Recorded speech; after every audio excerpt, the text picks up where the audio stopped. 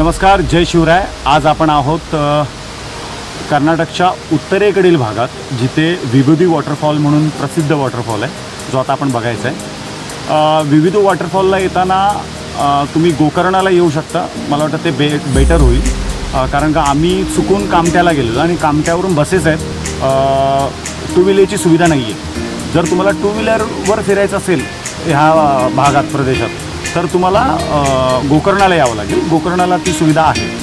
आम्ही काल 3:45ची ट्रेन पकडलेली, जिने आम्हाला सकाळी 3:40ला इकडे सोडलं। 3:40च्या लगभग आम्हाला कामट्याला सोडलं। मग कामट्यावरून सतत बसेस वगैरे आहेत, पण आम्हाला बाईकवर फिरायचं होतं। हा खूप लांबचा पल्ला आहे आणि निसर्गाचा रम्यमय वातावरणामध्ये थोडी सोलो ट्रिप करायची होती। तशी ही सोलो ट्रिप होती, पण विशालदादा असल्याने सोलो म्हणता येणार नाही। शेवटी दो दिल एक जान, आम्ही तो काय मला सोलो करू देणार नाही। आणि बरं झालं मी सोलो नव्हतो, एकट्याची साथ होती। तर यापुढच्या ब्लॉगमध्ये विशालदादा दिसेलच तुम्हाला आणि काही माहिती पण सांगेल।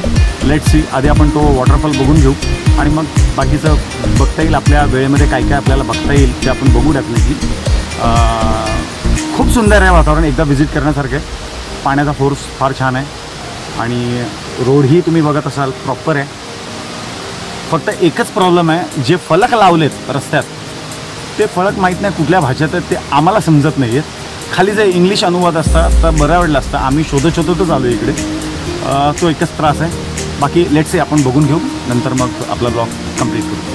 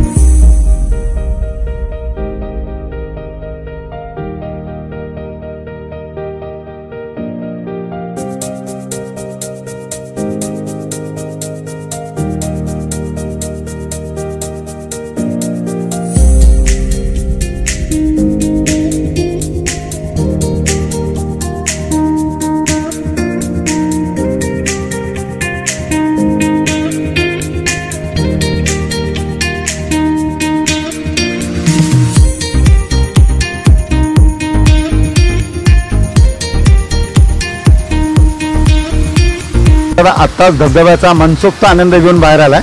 आपण खरंच त्याला विचारूया. विशाल दादा, तुझी काय प्रतिक्रिया आहे?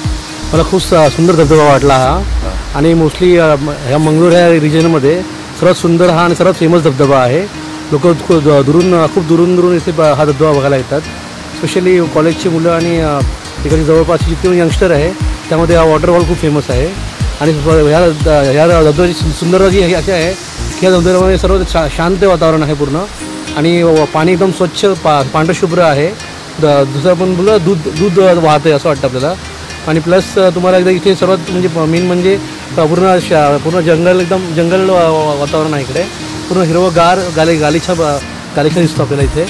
आणि वातावरण एकदम शांत आणि शुद्ध हवा इथे भेटतं आपल्याला. पण दादा, आपण सह्याद्रीमध्ये नेहमीच ट्रेक करतो तर आपल्याला धबधब्याचं तेवढं आकर्षण नसेल. कारण का सह्याद्रीमध्ये पूर्ण मला वाटतं जून, जुलै, ऑगस्ट हा धबधब्यानेच भरलेला असतो.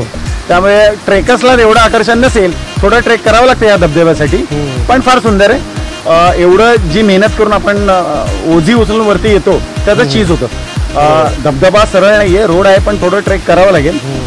तर त्याबद्दल तुझं काय म्हणणं आहे? पण आणि इथे इकडच्या इकडचं म्हणजे जे मॅनेजमेंट आहे त्यांनी खूप चांगल्या पद्धतीने इथे मॅनेज केलं आहे.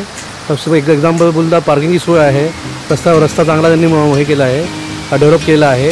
आणि येताना कोणत्या प्रॉब्लेम शिवाय जे नामफलक सोडून कोणताही आम्हाला त्रास झाला नाही. आणि जे वॉटरफॉल बोलतो त्याची पण खोली चांगली 20 फुटापर्यंत आहे. आणि दगडं पण म्हणजे स्टोनचा जो आकार आहे तो पण खूप छान आहे. आणि लाईफ जॅकेट्स मला बाजूला आणि लाईफ जॅकेट्स पण ठेवले. म्हणजे काही लोकांना 20 फुटानंतर जायचं असेल तर ते इझिली जाऊ शकतात तिकडे. आणि एकमेव म्हणजे धबधबा बघणार का आहे. आणि तुम्हाला ते दूधचा खर्च हाफ फील भेटतो त्याच्यामुळे तुम्हाला. आणि नक्की भेट द्या.